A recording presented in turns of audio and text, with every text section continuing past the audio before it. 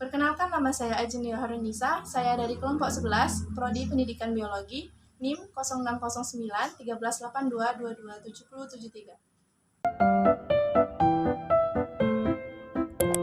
Perkenalkan, nama saya Olivia Gina Aurelia dari kelompok 11, Prodi Pendidikan Biologi dengan NIM 0609 1382 227072. Perkenalkan, nama saya Kansa Esnafa Supriyadi dari kelompok 11, Prodi Pendidikan Biologi dengan NIM 0609 1382 227084. Baik, di sini saya akan menjelaskan tentang protein. Jadi, protein merupakan 3 jenis zat gizi makro yang dibutuhkan tubuh. Zat gizi ini terdiri dari karbon, hidrogen, oksigen, dan nitrogen. Menurut tabel angka kecukupan gizi atau AKG, usia 17-60 tahun itu disarankan perlu mengkonsumsi protein sekitar 62-66 gram bagi pria dan 56-59 gram per hari bagi wanita. Tetapi jumlah asupan protein ini perlu disesuaikan dengan kebutuhan masing-masing, misalnya nih tergantung usia, kepadatan aktivitas, dan tingkat stres metabolik. Protein bahkan bisa membantu memperbaiki jaringan sel yang rusak sehingga mampu kembali bekerja dengan optimal.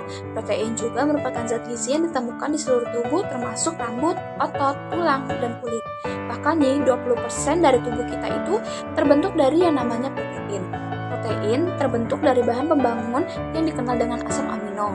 Terdapat sekitar 20 jenis asam amino. 9 diantaranya merupakan asam amino esensial, sedangkan sisanya merupakan asam amino non-esensial. Perlu diketahui bahwa protein itu memiliki banyak sekali contoh-contoh yang ada di makanan sehari-hari kita. Dalam proyek kali ini, kami menggunakan 2 bahan, yaitu telur dan susu. Baiklah, saya akan menjelaskan kandungan protein yang terdapat pada bahan yang kami gunakan. Bahan yang kami gunakan adalah susu dan telur. Susu memiliki kandungan protein sekitar 3,5%. Beberapa produk susu mengandung lebih banyak protein, misalnya produk susu cheese spread mengandung rata-rata lebih dari 11 gram protein per 100 gram dan keju cheddar rata-rata 25 gram per 100 gram. Protein berkontribusi pada pemeliharaan tulang, normal dan pertumbuhan dan pemeliharaan massa otot.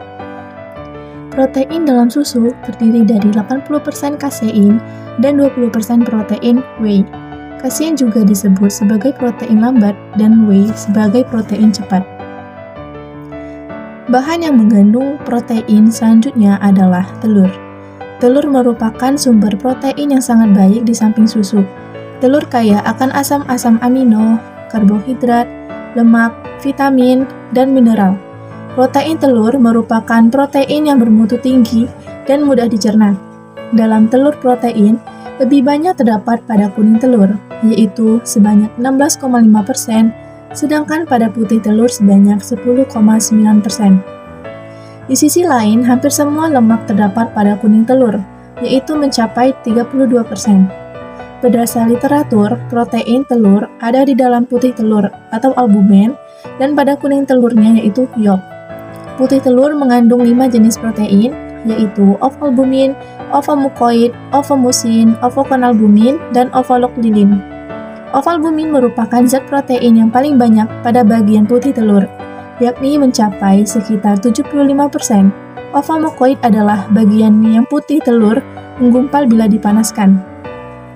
Kuning telur mengandung 2 macam protein, yaitu ovovitelin dan ovalitelin, dengan perbandingan 4:1.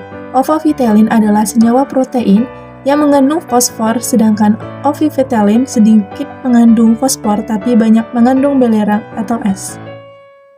Baik, saya akan menjelaskan tentang penstrukturan ide.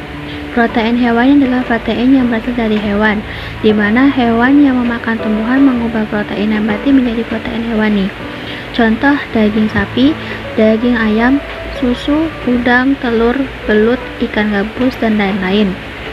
Pada materi kali ini, kami menggunakan jenis protein hewani yaitu telur dan susu.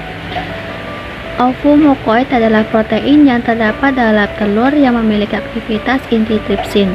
Protein tersebut terdiri dari sekitar 12% bahan kering albumin, mengandung sebanyak 22% karbohidrat, dan kaya akan gugus min SH.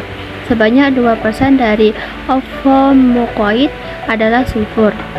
Fungsi dari protein ini adalah menghambat reaksi alergi dari tubuh. Susu merupakan sumber protein yang sangat baik. Dalam segelas susu terkandung sekitar 7,5 sampai 8 gram protein yang dibutuhkan oleh tubuh anak. Ada 2 jenis protein dalam susu, yaitu kasein dan whey. Protein kasein baik untuk mengontrol tekanan darah agar tetap stabil, sedangkan protein whey baik untuk pertumbuhan dan kesehatan untuk anak.